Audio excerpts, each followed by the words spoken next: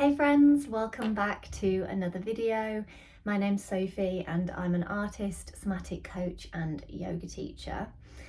And today's video comes from a reflection or an insight that somebody had following my Embody Your Joy 10-week group coaching program that I ran in autumn.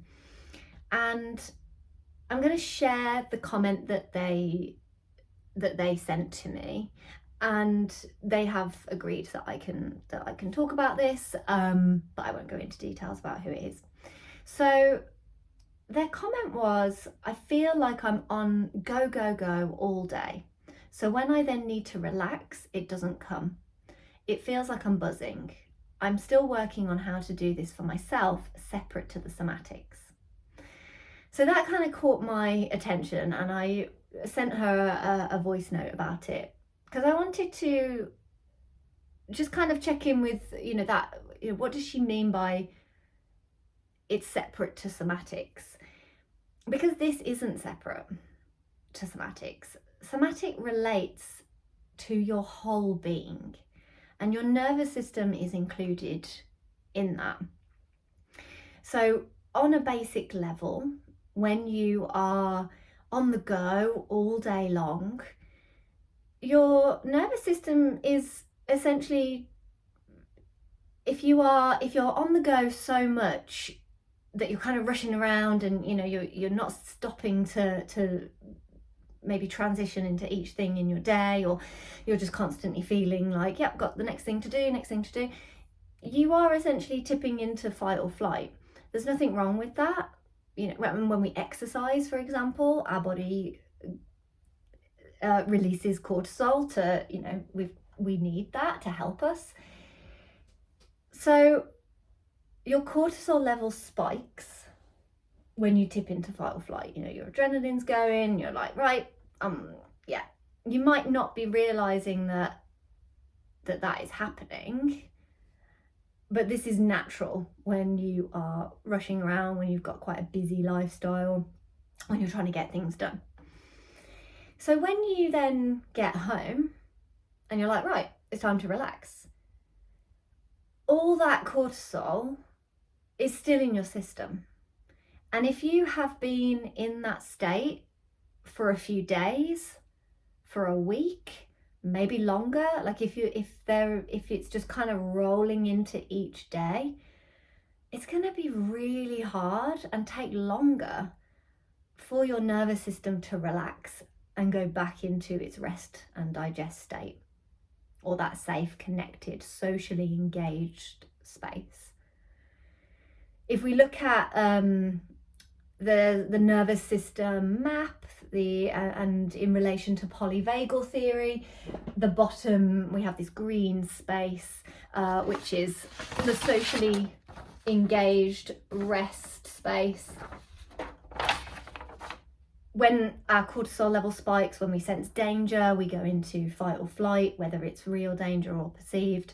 And then at the top we've got freeze and shut down, which is when everything just gets a bit too much, and we feel stuck and frozen. And our nervous system flows through this throughout the day. We could be, flowing through all of those states. But if we stay stuck in those states, it can be harder to get back into that socially engaged, calm, connected, rest and digest state.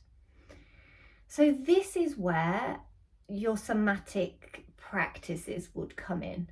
Your body focus practices, doing some conscious movement, whether it's doing some yoga poses, doing some Tai Chi, it might be bouncing, shaking, but something to help shift that buzzy energy. You don't want to end up doing too much, like a HIIT workout, because that's just going to spike your cortisol again and keep you in fight or flight. Exercising is great. We want that. Don't worry about that when you're doing that kind of exercise, but just thinking, is this going to be the right thing for me? Is it going to help bring me down if that's what I'm trying to get out of this? So I'm not saying that HIIT exercise is bad or anything like that.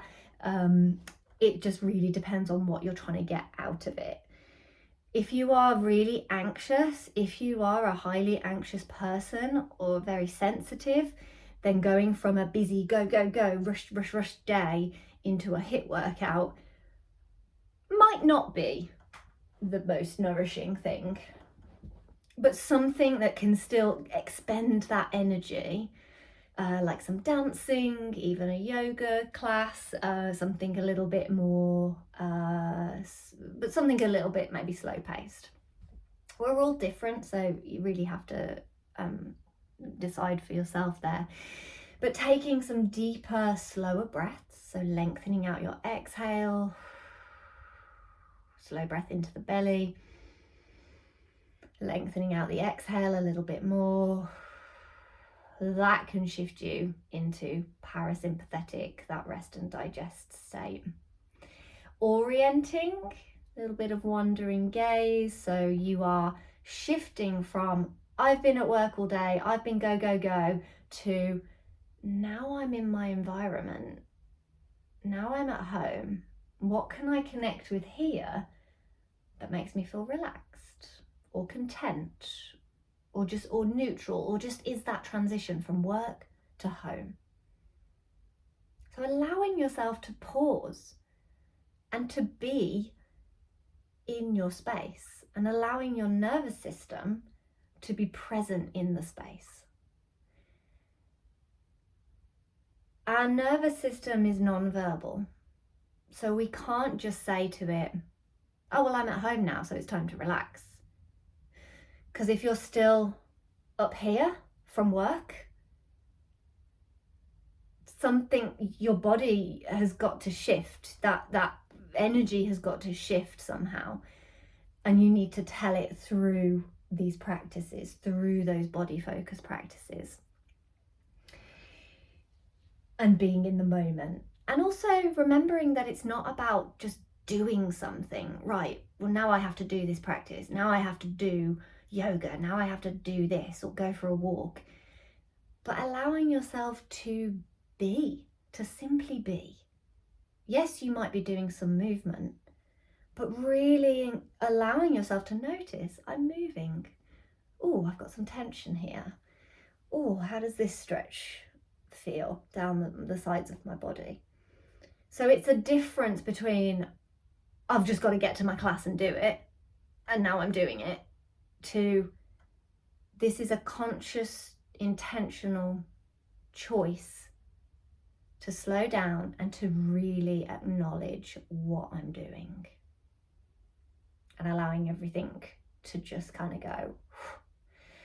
If you've been really wired for a long time, if you're always busy and there isn't that, you go to work, stress, blah, blah, blah, blah, just lots of stuff put on top of you, might not be work related, might be something else. But by the end of the day, you're up here, and how are you going to unwind all of that? How do you unravel that so that you get back to your baseline of, yeah, I feel a little bit more grounded or a little less anxious? And of course, this is within the context of whatever you've got going on in your life. But just from this example of being at work and go, go, go and having a high pressure job to switching into now it's time to rest mode.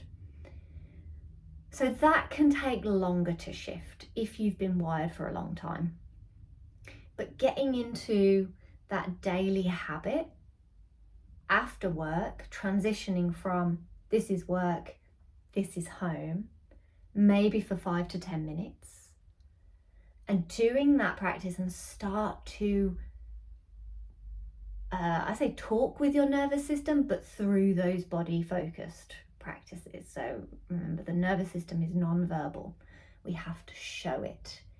We have to show it that we could lie down and feel the support of the floor underneath us, that we don't have to be up. But if we've got a lot of energy, maybe we need to actually move, but still feel the support of the ground.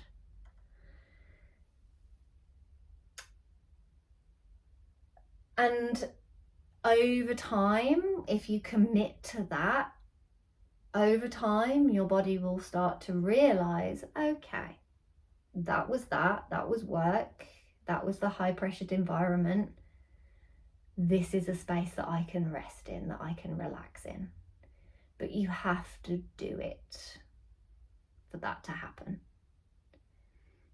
You can't just keep telling yourself, because it just stays on a mind level and it doesn't sink into your bones and your tissues and your muscles. It doesn't sink into your nervous system in the same way. So I really hope that that helps and resonated with you.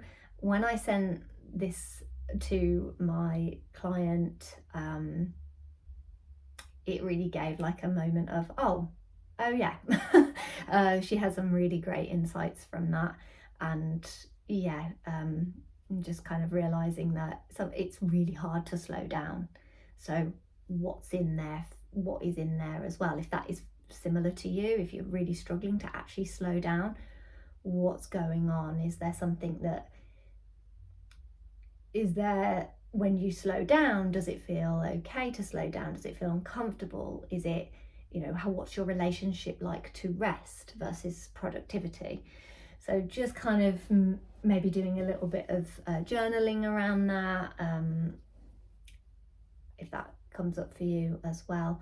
And yeah, so I hope this resonates. Let me know in the comments, and I'll see you soon. Bye.